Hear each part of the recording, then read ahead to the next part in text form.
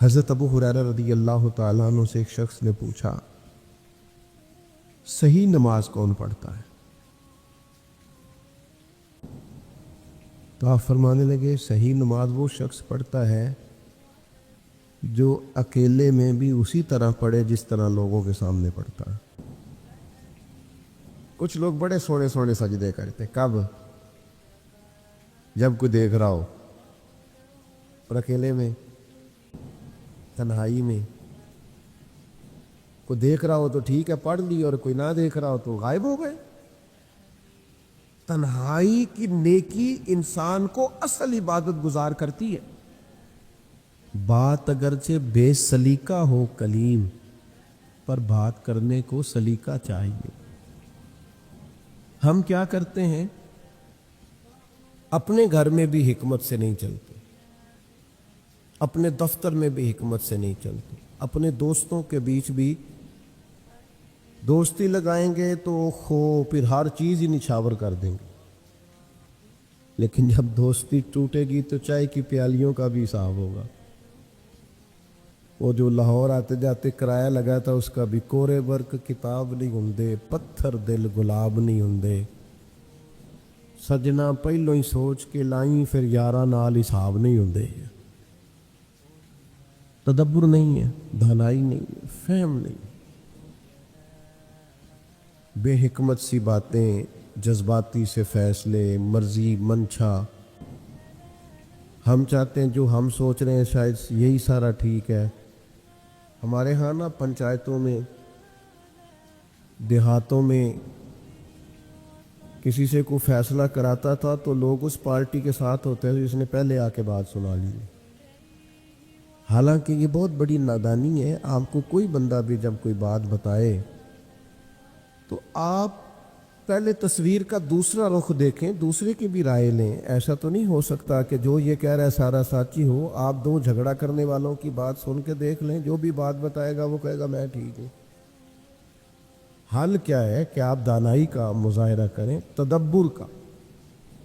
اللہ تعالیٰ نے نبی پاک علیہ السلام کو بے حساب لا تعداد دانائیاں عطا کی۔ حضور کے اعلان نبوت سے پہلے مکہ والوں نے بیت اللہ شریف کی تعمیر کی تھی، سب نے مل کے۔ پیچھے دوستوں سے گزارش ہے باتیں نہ کریں جی، کمیٹی والے بھی بولے نہیں، بس توجہ سے سنیں۔ بیت اللہ شریف تعمیر کیا تھا تو بنا تو سب نے مل کے لیا، آخر میں مسئلہ بن گیا حجر اسود کس نے نصب کرنا ہے۔ اس پہ جھگڑا کرنے لگ گئے، میں لگاؤں گا میں لگاؤں گا۔ ایک قبیلہ تو ایسا تھا جو مرنے مرانے پہ آ گیا، پیالے میں خون ڈال کے اس میں انگلیاں آپ کے قسم اٹھا دی کہ حجر اسود ہم لگائیں گے یا کسی کو نہیں لگاتے۔ جب شدت پکڑی لڑائی نے تو ایک بندہ بولا، کہنے لگا جھگڑا نہ کرو، اس طرح کرو جو صبح سب سے پہلے حرم میں داخل ہونا بیت اللہ۔ کمال یہ ہوئی قدم ہوا کہ صبح سب سے پہلے حرم میں مدینے والے محبوب داخل ہوئے۔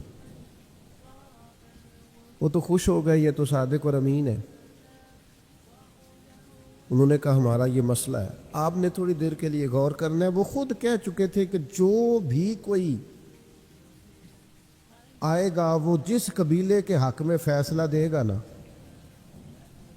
وہ سب کو منظور ہوگا۔ اب یہ بات انہوں نے حضور کو سنا دی، سرکار کسی ایک قبیلے کو کہہ دیتے حجر اسود آپ لگا دیں تو باقی سب تو اس پر مطمئن تھے، چونکہ انہوں نے کہہ دیا تھا جو سرکار فیصلہ کر دیں، باقی اعتراض کر نہیں سکتے تھے۔ لیکن نبی پاک علیہ السلام نے کیا فرمایا؟ فرمایا کہ چادر بچھاؤ۔ انہوں نے چادر بچھائی، حضور نے اس پہ حجر اسود رکھا، فرمایا سارے ہی قبیلے ایک ایک سائڈ سے چادر پکڑ لو۔ ان سب نے چادر جو تھام لی تو لائے اس جگہ جہاں حجر اسود رکھنا تھا، تو محبوب نے اٹھا کے حجر اسود ادھر رکھا جہاں رکھنا تھا۔ اب سب کے چہرے دیکھے تو سارے خوش تھے، ہم سارے ہی اٹھا کے لائے ہیں، ہم سب حجر اسود لگانے میں شامل ہیں۔ ہم تو اپنے بچوں میں لڑائی کرا دیتے ہیں، خود اپنے بچوں میں، اے میرا لیک پتر ہے، اے میری گل نہیں منتا۔ ان بیچاروں میں جھگڑا ہو جاتا ہے. آپ وہ دیکھیں نا، ہو جاتا ہے بعض اوقات کسی بچے سے زیادہ پیار، پر لکھا ہے بزرگوں نے کہ ایک بچے کا رخسار چومو تو دوسرے کا بھی چومو. ان کو یہ لگے نا کہ جھکاؤ زیادہ ادھر ہے. نبی پاک نے فرمایا اللہ سے ڈرو، اپنی اولاد میں انصاف کرو، دانائی سے تدبر سے گھر چلائیں، تدبر سے آپ سوسائٹی میں وقت گزاریں. یہ جذباتی فیصلے، یہ فوٹو کی زندگی، یہ جناب مطلب ادھار لے کے شو بنانا اور جناب کسی کے نام کو استعمال کر کے آگے نکلنا اور تھوڑا جان بوجھ کے آگے آگے ہونا اور اپنا بتانا، اس سے انسان کمزور پڑ جاتا ہے. آپ جہاں ہیں وہاں وفادار ہو جائیں، جہاں ہیں وہاں خوبصورت ہو جائیں. سارے لوگ آپ کی طرف رجوع کریں گے، لیکن آپ کو کمال دانائی سے اپنے بچوں کو، پیار کرنے والوں کو. حضور مدینہ طیبہ تشریف لے گئے تو ہر گھر والا کہہ رہا تھا یا رسول اللہ میرے گھر آئے، اور جو بھی دعوت دے رہا تھا نا حضور کو خلوص سے دے رہا تھا. لوگوں نے دروازے نہیں کھولے ہوئے تھے، اکھیاں بھی بچھا رکھی. وہ تو سویرے آتے تھے اور شام تک کریم کا انتظار کرتے تھے. پتھروں، پہاڑوں، ٹیلوں تک پہ سجاوٹ اور نور ہی نور گویا نظر آتا تھا. اس طرح کا سما تھا جیسے سجی ہوئی ہے ہر چیز. ہر ایک کہہ رہا تھا، حضرت عتبان بن مالک، حضرت سعد بن معاذ، بڑے بڑے سردار، یا رسول اللہ ہمارے گھر میں قیام کریں. کوئی کہتا تھا حضور میرا گھر کشادہ ہے، تو جتنے لوگ آپ سے ملنے آئیں گے سب آرام سے بیٹھ سکیں گے. کوئی کہتا تھا یا رسول اللہ میرا قبیلہ بڑا ہے، اسلحہ زیادہ ہے، دشمن کے مقابلے میں مدد کرنی ہوئی تو ہم ذرا زیادہ تعداد میں ہیں، مدد کر سکیں گے دین کی. یا رسول اللہ ہمارے گھر، ہر بندہ خلوص سے دعوت دے رہا ہے، اب کیا کریں؟ یقیناً حضور کہتے میں نے فلانے کے گھر جانا ہے تو دوسرا ناراض ہو جاتا. کبھی بھی ایسا نہ ہوتا، وہ قبول کرتے بات کو. لیکن ذرا انسان کے دل میں محبت میں احساس تو آتا ہے نا، یار میں نے بھی تو کہا تھا، میں نے بھی تو کہا تھا نا. اگرچہ وہ ناراض نہ ہوتے، حضور کا فیصلہ قبول کرتے، پر خواہش تو سب کی تھی نا. میرے کریم نے کیا کہا؟ فرمایا یہ فیصلہ میں نے کرنا ہی نہیں. اونٹنی کی لگامیں حضور نے چھوڑ دی. فرمایا یہ مامور من اللہ ہے، جہاں اسے میرا رب حکم دے گا یہ وہاں بیٹھ جائے. یہ فیصلہ یہ اللہ پہ چھوڑتے ہیں. نبی پاک نے فرمایا میری اونٹنی جہاں اللہ کی حکمت ہوگی وہاں. اونٹنی چلتی رہی وہاں آ کے بیٹھ گئی جہاں سیدنا ابو ایوب انصاری کا گھر تھا.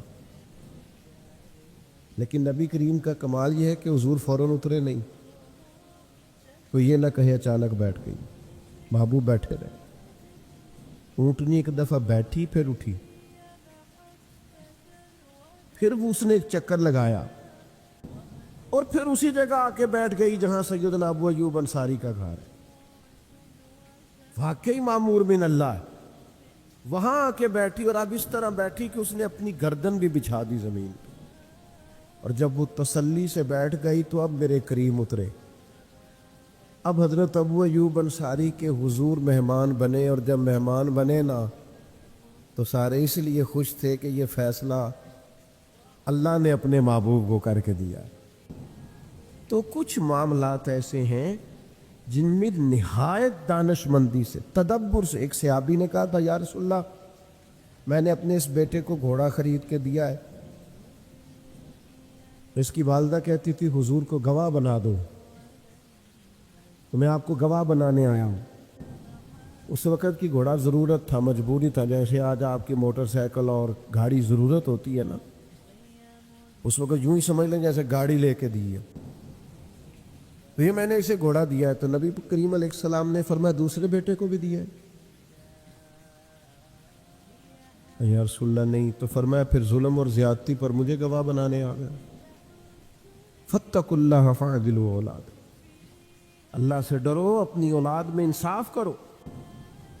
اس کو لے کے دیا ہے تو پھر دوسرے کو بھی لے کر کے دو. تدبر سے میرے بھائی، حکمت سے. نوجوانوں میں جلد بازی بڑی ہے. ایک دفعہ بات نہ مانی جائے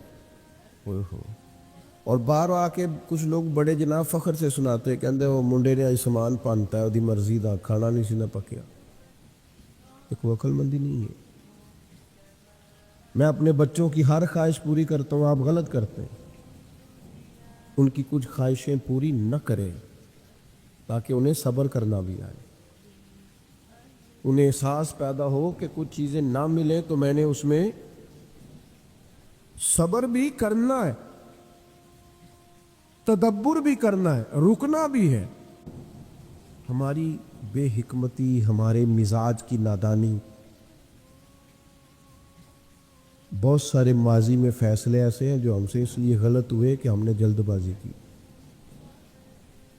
کبھی پلٹ کر دیکھیں، بہت سارے لوگ اس لیے ہم سے ٹوٹ گئے کہ ہم سیانے نہیں تھے. اگر ہمارے اندر تدبر ہوتا، معاملہ فہمی ہوتی تو بڑے رشتے ہمارے مضبوط ہونے تھے. لیکن ہم نے جذباتیت کی. جو بندہ آپ کو آ کے کہانی سناتا ہے کہ میں فلانے کے پاس بیٹھا تھا تو وہ آپ کے خلاف باتیں کر رہا تھا تو پائی ویکھو نہ، انہیں یہ نہیں کرنا چاہیے. تو آپ کا کیا خیال ہے جو ساری کہانی سن کے آیا ہے وہ آپ کے ساتھ ہے؟ اگر اسے پتہ ہوتا کہ اس بندے کا آپ سے پیار ہے تو اس کی جرت تھی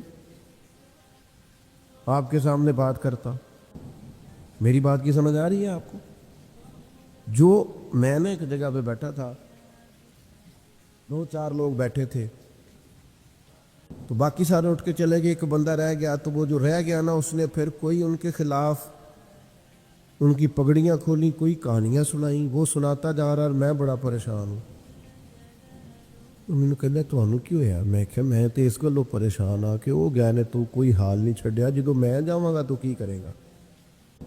میں نے اپنی پہ گئی، تو تے بہت ڈھاڈا. نہیں جی نہیں، تہاڈے تے پیار ہے. میں کہ تو انہوں نے بھی آکھنا ہے جدو ملے نا، انہوں نے بھی تو یہی کرنا ہے.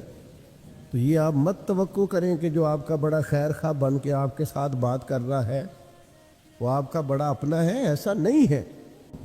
آپ یاد رکھیں، دنیا میں غیبت کا چلن ختم ہوگا تو سب کی عزتیں محفوظ رہیں. یہ نہیں ہو سکتا کہ آپ کسی کی سن لیں اور پھر آپ کی نہ جائے. دانائی، ٹھہراؤ، تدبر، حکمت، معاملہ فہمی، سیانے ہو جانا. اپنے معاملات کیا کہا کرتے تھے لوگ کہ منڈے نوں میری جوتی پوری آ گئی. کیا کہتے تھے؟ میرے گھر بیٹی پیدا ہو گئی ہے. یہ ساری باتیں دانائی کی باتیں. لوگ سمجھدار ہوتے تھے وقت کے ساتھ ساتھ. ہماری جذباتیت ختم ہی نہیں ہوتی. ہر فیصلے کے اندر جذباتی ہیں. اور کبھی سخت موڑ بھی آ جائے نا، اللہ سے مدد مانگے، اپنے مالک کے حضور حاضری دیں اور کوشش کریں کہ فیصلہ صحیح ہو. ایک بڑا عجیب مرحلہ آیا تھا فتح مکہ کے موقع پر. کوئی ایسی بڑا مسئلہ نہیں تھا، پر ٹائم آ گیا. حضرت سعد بن عبادہ رضی اللہ تعالیٰ عنہ کے ہاتھ میں نا جھنڈا تھا اسلام کا. اس دور میں بہت بڑا اعزاز ہوتا تھا کہ فلانا علم بردار ہے، اس کے پاس جھنڈا ہے. حضرت سعد بن عبادہ رضی اللہ تعالیٰ عنہ کے پاس مسلمانوں کا جھنڈا تھا. آگے آگے کوئی ایسی بات ہو گئی کہ ان سے جھنڈا واپس لینا پڑ گیا. اب بندہ بڑا قیمتی ہے، بندہ بڑا باکمال ہے، جلیل القدر صحابی. بدر سے لے کر فتح مکہ تک ہر جگہ پہ ان کی خدمات پورے عروج پر ہے. لیکن جھنڈا واپس لینا ہے. آ جاتا ہے کبھی کبھی ایسا موقع بھی. اب ان کی حساسیت کیا کیا جائے، اور کوئی ایسا کام بھی نہیں انہوں نے کیا، پر لینا بھی ہے جھنڈا انہیں. اور موقع فتح مکہ کا ہے. یہ زیادہ غور سے سننا. اللہ تعالیٰ نے ہمارے کریم محبوب کو دانائی کیسی عطا کی. اکابر صحابہ پریشان ہیں. حضرت سیدنا فاروق اعظم جیسے لوگ، حضرت صدیق اکبر جیسے لوگ کہ یہ کیا جائے. مولا علی شیر خدا جیسے لوگ سوچ رہے ہیں کہ کس طرح اتنا بڑا آدمی ہے تو محبوب نے فرمایا کوئی مسئلہ نہیں، ساتھ سے جھنڈا لیتے ہیں۔ نبی کریم نے کیا کیا؟ فرمایا ساتھ میں نے ایک فیصلہ کیا، یہ میری طرف دیکھنا، یہ غور کرنا دوستو۔ حضور فرمانے لگے میں نے ایک فیصلہ کیا ہے۔ یا رسول اللہ کیا؟ فرمایا میں نے فیصلہ کیا ہے جھنڈا آپ سے لے کر آپ کے بیٹے کو دے دیا جائے۔ قربان جائیں، سب سے زیادہ باپ اس وقت راضی ہوتا ہے جب اسے پتہ چلے نا میرا پتر میرے جگہ لینے کے قابل ہو گیا، انہیں نے کام سنبھال لیا ہے۔ سب سے زیادہ باپ خوش ہو جائے۔ اچھا چاہیے تھا حضرت سعد بن عبادہ جھنڈا لینے پر ناراض ہوتے، لیکن وہ معاملہ ایسا ہوا کہ پہلے سے بھی زیادہ راضی ہو گئے، وہ خوش ہو گئے۔ یا رسول اللہ میرے نصیب، جو خدمت کل تک میں کرتا تھا میرا بیٹا کیا کرے گا۔ تو صحابہ کرام فرماتے ہماری روحیں وجد کر رہی تھی کہ ایسا کمال فیصلہ۔ جو لوگ علم پڑھتے جاتے ہیں نا، سیکھتے جاتے ہیں، ان کے عقائد بھی درست ہوتے جاتے ہیں، جب وہ گہرائی میں اترتے جاتے ہیں تو ان کے اخلاقی رویے بھی ٹھیک ہوتے جاتے ہیں۔ جب انسان پڑھتا جاتا ہے، علم حاصل کرتا جاتا ہے، تو پھر یہ ہوتا ہے کہ اسے حقوق کا بھی خیال آتا ہے، بلکہ جتنا زیادہ کوئی شخص پڑھتا ہے لکھتا ہے اس کا اپنا مزاج اس قدر زیادہ شستہ ہو جاتا ہے کہ بعض جگہوں پہ اسے کہنا پڑتا ہے کہ میاں تھوڑی سختی بھی کرے، آپ تو زیادہ ہی نرم مزاج ہو گئے، کہنا پڑتا ہے کہ آپ تھوڑی سی شدت بھی پیدا کریں، بعض مسائل آپ کی نرمی کی وجہ سے خراب ہو رہے۔ تعلیم، علم ایک ایسی روشنی ہے، لیکن وہ تعلیم ہو، وہ سیکھنے کے لیے ہو، وہ شعر و سخن نہ ہو، محفلیں گرمانے کے لیے جملوں کو ازبر نہ کیا گیا ہو، وہ سیکھنے کے لیے ہو، تعلیم پانے کے لیے ہو، اس کے لیے طلب بھی ہو، تڑپ بھی ہو۔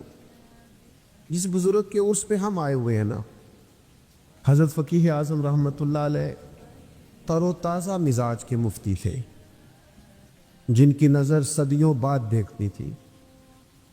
کچھ لوگ ایسے ہوتے ہیں کہ وقتی طور پر وہ کوئی بات کرتے ہیں، تو بعض لوگ ایسے ہوتے ہیں جو ان سے رائے کا اختلاف کرتے ہیں۔ رائے کا اختلاف بڑا اصل ہوتا ہے، رائے کا اختلاف بڑا قیمتی ہوتا ہے، مخالفت نہیں ہونی چاہیے، عداوت نہیں ہونی چاہیے۔ رائے کا اختلاف تو بڑی خوبصورت بات ہے، لیکن ہونا دلیل کی حد تک جائیے، ذاتیات تک وہ اختلاف۔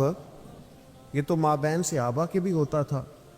حضرت عمر فاروق رضی اللہ تعالیٰ عنہ جمعے کا خطبہ دینے آئے تو نیا نویلا سوٹ پہن کر کے آئے، اور اسی طرح کا آپ نے کرتا اور اسی طرح کا تہمد اوڑھ رکھا تھا۔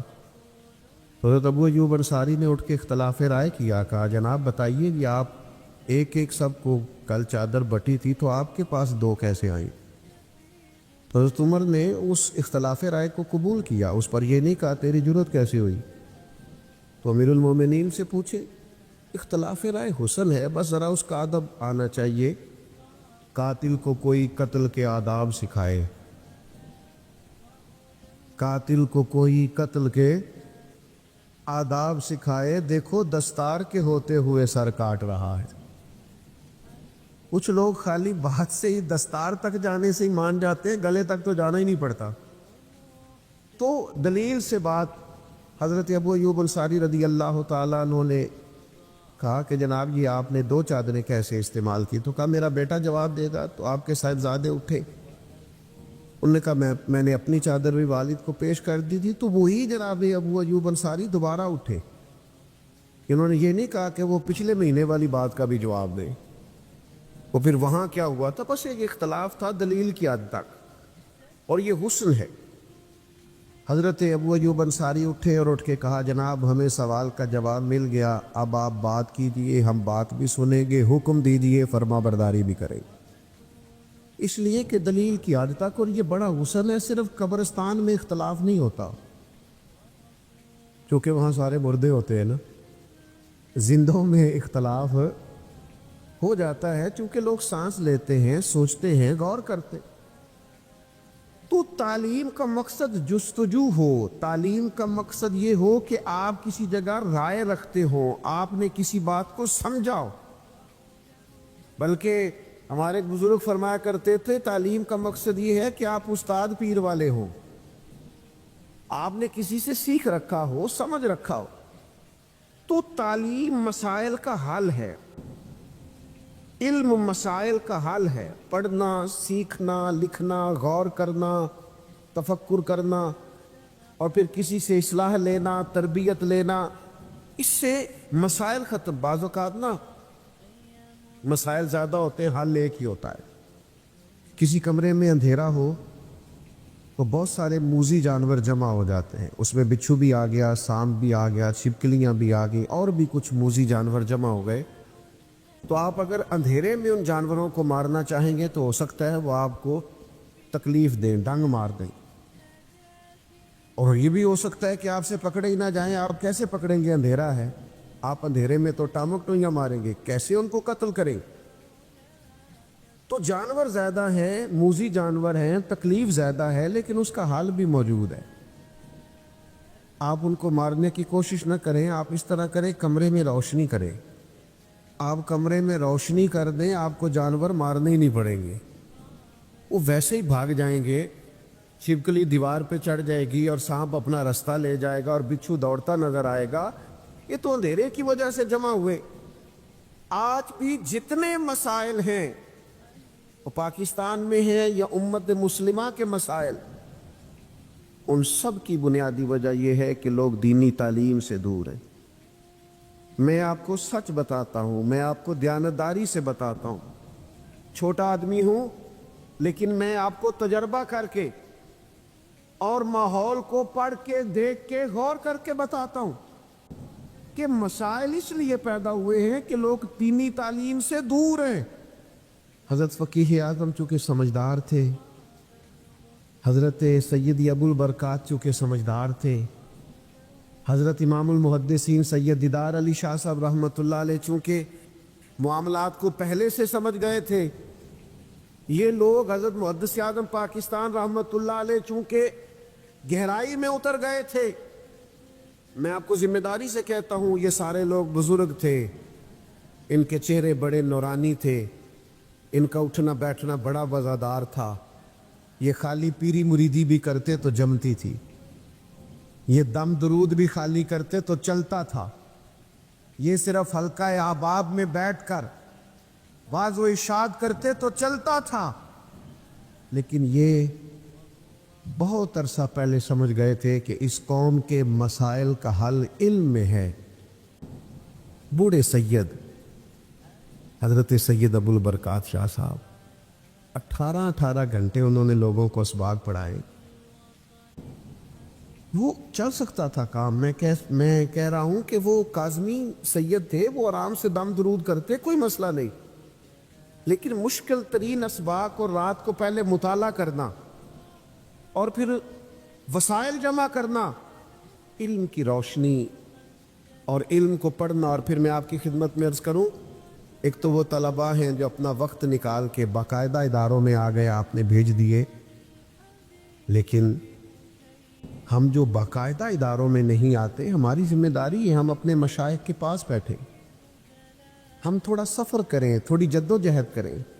آپ ذرا وہ بخاری شریف کی خوبصورت روایت دیکھیے نا، حضرت کثیر بن قیس فرماتے کہ ایک شخص مدینہ شریف سے چلا اور سینکڑوں میلوں کا سفر طے کر کے وہ دمشق کی جامع مسجد میں پہنچا، اور جب اس سے پوچھا گیا کہ جناب اتنا مشکل ترین اور کٹھن ترین سفر، یہ آج لوگ گاڑی کے اندر بند ہوتے، ہیٹر کی سہولت موجود ہوتی، اور اگر آپ کو کہیں رکنا ہے تو آپ کے لیے اسباب موجود ہیں، پیٹرول پمپ موجود ہے، کھانے کا، پینے کا، نماز پڑھنے کا، سستانے کا سامان موجود ہے، پھر بھی لوگ کہتے ہیں جناب سفر بڑا مشکل کام ہے، دھند بڑی پڑی ہوئی ہے، رستہ نظر نہیں آتا، حد نگاہ بڑی کم ہو گئی، کیسے سفر کریں، بڑی مشکل ہے۔ لیکن میرے بھائیوں، گھوڑوں اور اونٹوں پہ سفر کرنا اور اتنی جد و جہد کرنا اور سینکڑوں میلوں کا سفر طے کر کے آنا اور پھر کسی سادہ سے درویش کے پاس بیٹھنا، اور جب وہ پوچھے کہ میاں کیسے آنا ہوا تھا تو کہا اور کوئی مقصد نہیں تھا، پتہ چلا تھا آپ کے پاس مدینے والے محبوب کی ایک حدیث پاک موجود ہے، اچھا یہ چسکا ہے اگر لگ جائے تو، یہ بھی چسکا ہے اگر نہیں سمجھ آئی آپ کو بات، یہ بھی، یہ پورا مزہ ہے حدیث ڈھونڈنے جانے کا. آپ یقین کریں یہ پورا مزہ ہے تفسیر قرآن کو سمجھنے کا کہ یہ آیت مجھے سمجھ میں نہیں آ رہا. میں نے شان نزول بھی دیکھا ہے، چند کتابیں بھی دیکھی ہیں، 10 15 20 اساتذہ کو فون کرنا، یہ بھی پورا مزہ ہے، پر شرط یہ ہے کہ یہ لگ جائے تو. یہ بھی ایک پورا ذائقہ ہے. لگ گیا تھا نا امام مسلم کو. لوگ کہتے ہیں کھجوریں کھاتے کھاتے اللہ کے حضور حاضر ہو گئے. میں نے کہا کھجوریں تو عام بیٹھ کے کھائیں تو اتنی کھائی نہیں جاتی. اصل مسئلہ یہ تھا کہ کتاب کی ورق گردانی کرنا اور اس کو ڈھونڈنا کہ میرے نبی کریم نے اس موقع پر کیا فرمایا ہے. یہ ذائقہ بھی اگر کبھی لگ جائے نا، یہ صورت بھی اگر کبھی بن جائے تو یہ بڑا مزہ دیتی ہے. اس کا بھی ایک اپنا لطف ہے، ایک اپنا ذائقہ. حضرت معاذ بن جبل رضی اللہ تعالیٰ عنہ بیان فرماتے ہیں، کہتے میں نے درجنوں لوگ ایسے دیکھے ہیں جو حضور کی بارگاہ میں بیٹھے ہوتے تھے تو یوں لگتا تھا جیسے جھولیاں پھیلا رکھی، ان کی نظریں جھکی ہوتی تھیں ایسے گویا سروں پہ پرندے بیٹھے ہیں، لیکن ان کی ہوش اتنے سلامت ہوتے تھے کہ ایک ایک بات محبوب کی محفوظ کیے جاتے. اور آپ کبھی کتب احادیث کا مطالعہ کریں، انہوں نے صرف حضور کی باتیں یاد نہیں کی، حضور نے کس موقع پر کیا اشارہ کیا تھا وہ بھی یاد کر کے روایت کیا. اگر محبوب نے کہیں 2 انگلیاں جوڑ کے دکھائی ہیں تو ہر روایت میں ان کی 2 انگلیاں جڑی ہوئی نظر آتی. یہ بھی ایک ذائقہ ہے، ایک لطف ہے. ہمارا یہ مسئلہ بن گیا ہے کہ ہم نہ یہ والا ذوق نہیں پیدا کرتے. یہ والی ہم نے کچھ ایسے بزرگ دیکھے اپنی زندگی میں انہوں نے بہت علماء کی تقریریں سنی، لیکن اس طرح کر کے سنی کہ جس محفل میں گئے کاغذ قلم ساتھ لے گئے. حضرت نے آج کیا بیان کیا اس کو نوٹ کیا. ان کے پاس ذخیرے جمع ہو جاتے تھے. وہ سن کے بعض لوگوں کی قوت سماعت بڑی اچھی ہوتی، سن کے جلدی یاد کر لیں. سن کے انہوں نے بڑی ساری باتیں اپنی تربیت کے لیے اپنی، اور پھر اس طرح بھی ہوا کہ ان سننے والوں میں سے بہت سارے صوفی تیار ہوئے. میں درجنوں ایسے لوگوں کو جانتا ہوں انہوں نے باقاعدہ نصاب تو نہیں پڑھا، لیکن کسی شیخ کی صحبت اٹھائی ہے تو بہترین کر کے اٹھائی، زبردست کر کے اٹھائی ہے. اس کے نقوش نظر آتے ہیں باقاعدہ. تو یہ ذوق جو ہے نا تھوڑا سا علم کا شوق، آج بڑا گھٹن والا ماحول ہو گیا ہے. ہر بات پہ اعتراض، ہر بات پہ شکوہ. آپ تو ماشاءاللہ اہل محبت ہیں اور یہاں ایک خانقاہ پہ تشریف فرما ہیں،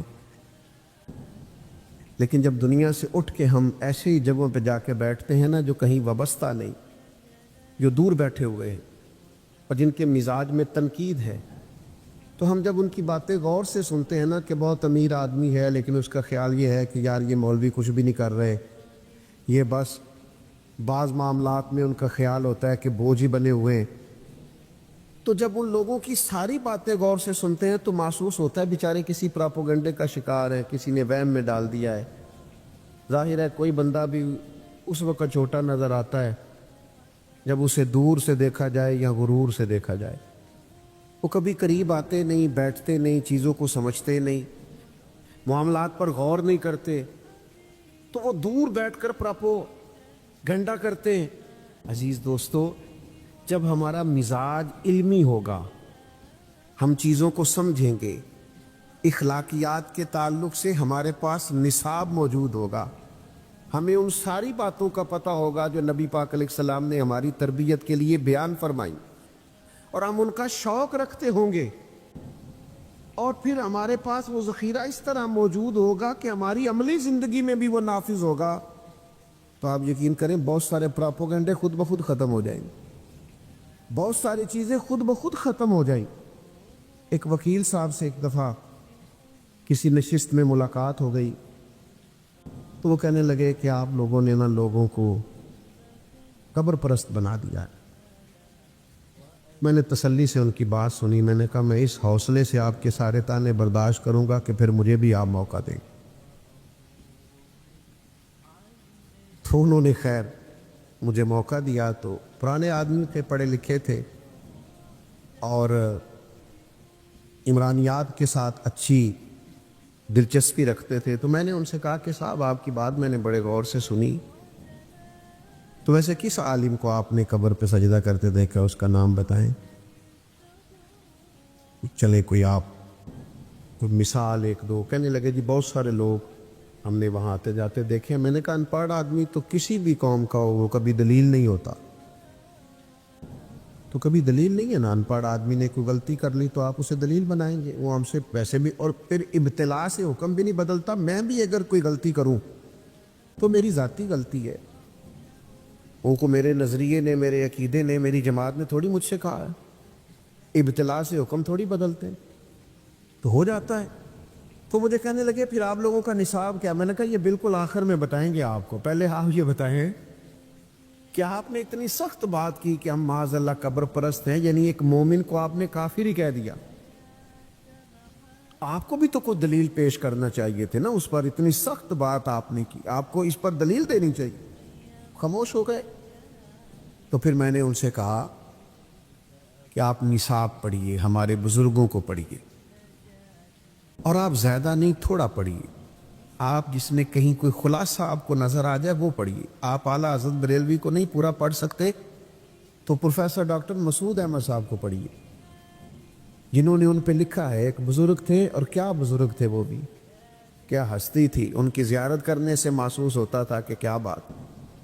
اور کمال لکھا انہوں نے فاضل بریلوی پہ, اور لوگوں کو ریسرچ پہ لگایا, بیسیوں لوگوں نے. لیکن جب دنیا سے اٹھ کے ہم ایسی ہی جگہوں پہ جا کے بیٹھتے ہیں نا جو کہیں وابستہ نہیں, جو دور بیٹھے ہوئے ہیں اور جن کے مزاج میں تنقید ہے, تو ہم جب ان کی باتیں غور سے سنتے ہیں نا کہ بہت امیر آدمی ہے لیکن اس کا خیال یہ ہے کہ یار یہ مولوی کچھ بھی نہیں کر رہے, یہ بس بعض معاملات میں ان کا خیال ہوتا ہے کہ بوجھ ہی بنے ہوئے ہیں. تو جب ان لوگوں کی ساری باتیں غور سے سنتے ہیں تو محسوس ہوتا ہے بیچارے کسی پراپوگنڈے کا شکار ہے, کسی نے وہم میں ڈال دیا ہے. ظاہر ہے کوئی بندہ بھی اس وقت چھوٹا نظر آتا ہے جب اسے دور سے دیکھا جائے یا غرور سے دیکھا جائے. وہ کبھی قریب آتے نہیں, بیٹھتے نہیں, چیزوں کو سمجھتے نہیں, معاملات پر غور نہیں کرتے, تو وہ دور بیٹھ کر پراپوگنڈا کرتے ہیں. عزیز دوستو, جب ہمارا مزاج علمی ہوگا, ہم چیزوں کو سمجھیں گے, اخلاقیات کے تعلق سے ہمارے پاس نصاب موجود ہوگا, ہمیں ان ساری باتوں کا پتہ ہوگا جو نبی پاک علیہ السلام نے ہماری تربیت کے لیے بیان فرمائی, اور ہم ان کا شوق رکھتے ہوں گے, اور پھر ہمارے پاس وہ ذخیرہ اس طرح موجود ہوگا کہ ہماری عملی زندگی میں بھی وہ نافذ ہوگا.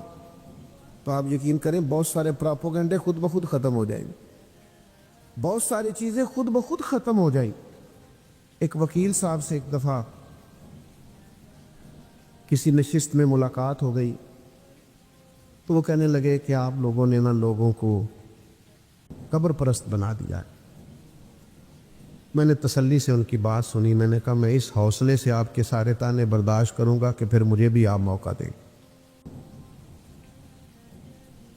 تو انہوں نے خیر مجھے موقع دیا. تو پرانے آدمی تھے, پڑھے لکھے تھے اور عمرانیات کے ساتھ اچھی دلچسپی رکھتے تھے. تو میں نے ان سے کہا کہ صاحب آپ کی بات میں نے بڑے غور سے سنی, تو ویسے کس عالم کو آپ نے قبر پہ سجدہ کرتے دیکھا, اس کا نام بتائیں.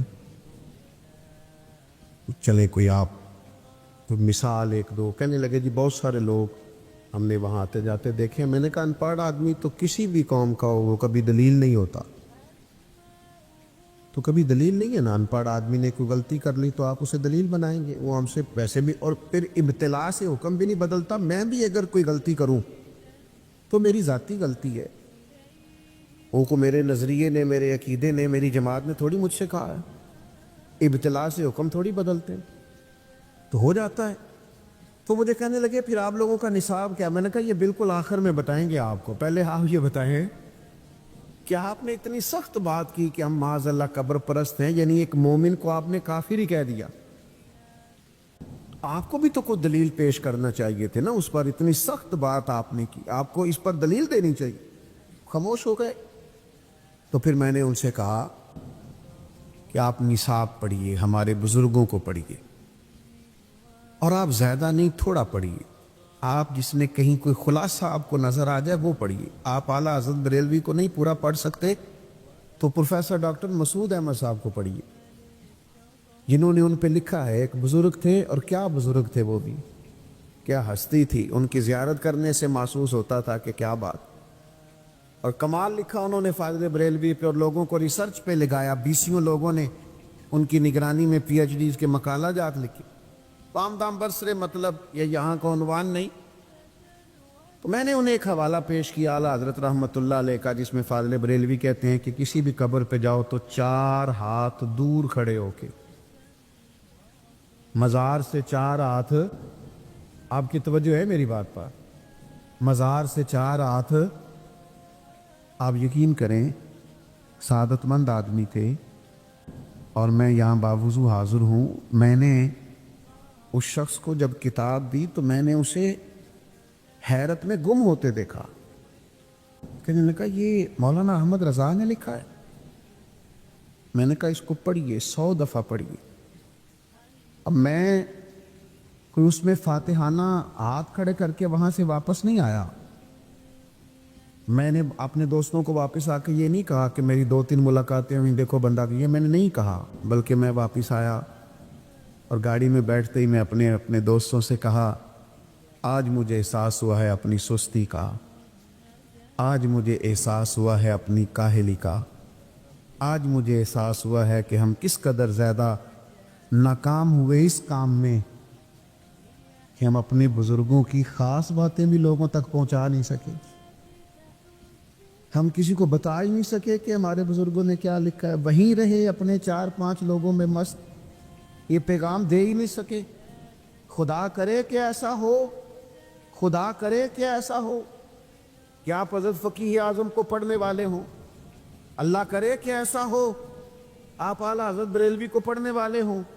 لیکن میں بڑی ذمہ داری سے کہتا ہوں، اتنی مشقتیں زندگی بھر جن لوگوں نے کی، ان سے خالص پیار رکھنے والوں نے بھی پیار تو کیا اور خالص کیا، لیکن جو اصل مشن تھا اس مشن پر چل نہیں سکے، توجہ نہیں کی، غور نہیں کی۔